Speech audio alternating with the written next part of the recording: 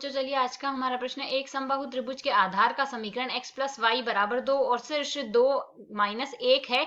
इसकी प्रत्येक भुजा की लंबाई है। हमें यहाँ से इसकी प्रत्येक भुजा की लंबाई बताना है। इनमें से कौन सा विकल्प सही होगा। तो यहाँ से इस प्रश्न को करने हेतु हमारे पास यहाँ से हमारी मुख्य अवधारणा रहेगी।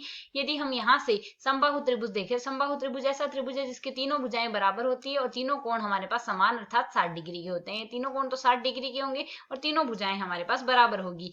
तो यहाँ से इस बिंदु को हम ए नाम दे दें, जो कि जिसके निर्देशांक 2 माइनस 1 हमें दिए गए हैं। इस बिंदु को बी नाम दे दें और इस बिंदु को सी नाम दे दें। तो यहाँ से हम बिंदु ए से बीसी भुजा पर लंबवर्धक खींच देते हैं। यह लंबवर्धक यहाँ से बीसी भुजा को दो समान भागों में बांटा है, अर्थात बी डी बराबर आएगा हमारे पास किसके, डी सी के। एक तो यह आएगा, साथ ही लंब अर्धक है तो यहाँ से इसका कोण यदि हम 60 डिग्री मान रहे हैं तो यह कोण हमारे पास 30 डिग्री आएगा। ठीक इसी प्रकार यह कोण भी हमारे पास 30 डिग्री आएगा। और यहाँ से आधार हमें दिया गया है, आधार का समीकरण अर्थात बीसी का समीकरण हमें x प्लस वाई बराबर 2 दिया गया है। तो यहाँ से हम जानते हैं यदि रेखा का समीकरण ax प्लस बी प्लस में c बराबर हमें 0 दिया गया हो, साथ ही यहाँ से हमें बिंदु के निर्देशांक दिए गए हो x1, y1, तो यहाँ से हमारे पास लंब की लंबाई क्या आती है, x1, y1 से हम यदि इस पर लंब डाल रहे हैं, लंब तक की तो खींच रहे हैं, लंब हो रहा है तो लंब की लंबाई p बराबर आती है हमारे पास यहाँ से a x1 आता है प्लस में b y1 आता है प्लस में c आएगा, बट्टे में हमारे पास मान आएगा वर्गमूल a का वर्ग प्लस में b का वर्ग आएगा। इसे यदि हम आगे सरल करें तो हमारे पास यहाँ से मान क्या आ जाएगा, इसे सरल करेंगे तो p बराबर हमारे पास यहाँ से आ जाएगा, रेखा का समीकरण तो था ही हमारे पास यहाँ से,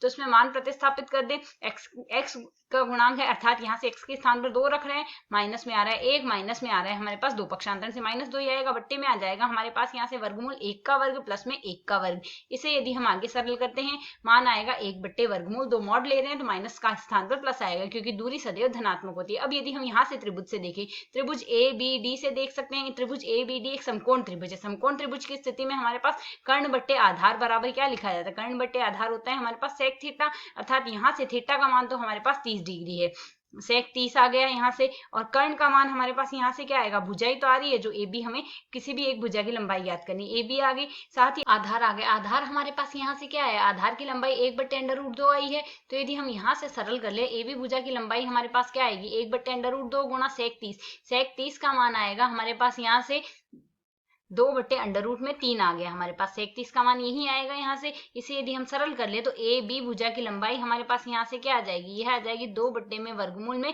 यहाँ से 2 से वर्गमूल 2 को काट देंगे तो वर्गमूल 2/3 आ जाएगा, अर्थात यहाँ से समबाहु त्रिभुज की भुजा आ गई वर्गमूल 2/3, अर्थात यहाँ से हमारा विकल्प बी एक सही हल होगा। आशा है समझ आया। धन्यवाद।